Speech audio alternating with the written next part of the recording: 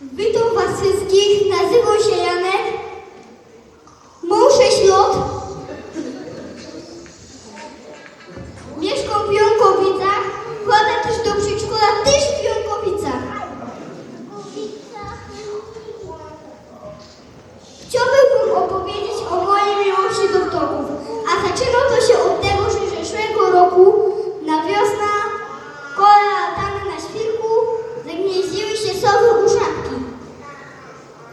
Zajęły gniazdo po strokach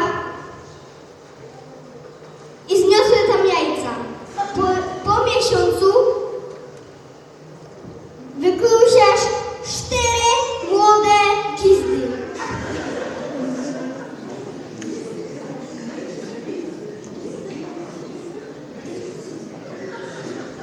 Na początku siedziałem w gnieździe i żadły myszy i krety, które im stare przynosiły. A teraz opowiem wam coś śmiesznego. Zeszłego roku na wiosnę przyjechał mój brat z babą na obiad. Po tym obiedzie poszliśmy na dwór poszukać zajączka. I ta moja bratówka wpadła na bardzo głupi pomysł się pochuśtać na bucianie w gniaździe. Dostał się go na burstak od mamy i od taty. Jak nie zacznie ryczeć ta moja bratówka, że na oni nowo kiepska